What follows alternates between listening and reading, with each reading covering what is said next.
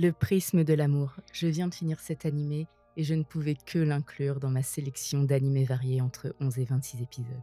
Ikimasho. Je pensais à un animé de romance, je voulais un peu de douceur et quelle fut ma surprise? De l'amour, oui, mais de l'amour pour son art. Ici, la peinture. Et j'adore, je vous dis que j'adore les animés et les mangas qui mélangent à la fois une passion et aussi les relations, qu'elles soient amicales ou amoureuses. On est au début des années 1900, à Londres. Lily Ishijuin, une étudiante japonaise en échange, se rend en Angleterre pour s'inscrire à la prestigieuse Saint Thomas Art Academy.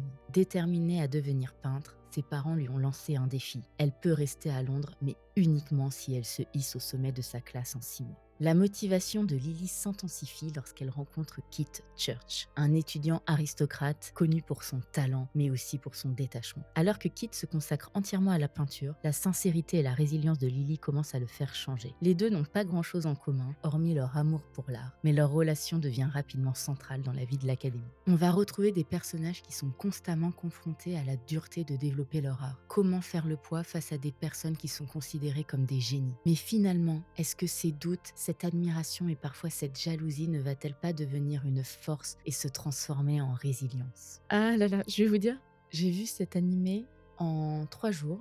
Je l'ai divisé en 3 parties qui pour moi correspondaient au déroulé de l'histoire. Et lorsque j'ai fini, je me suis sentie vide. Et là, je me suis dit, c'est fort. Parce que se sentir vide, quand on a suivi une œuvre qui nous a accompagnés pendant des années, comme Naruto par exemple, oui, ça semble logique, mais se sentir vide en ayant vu un animé de 20 épisodes que j'ai regardé en 3 jours, je me suis dit: «Là, ils sont forts.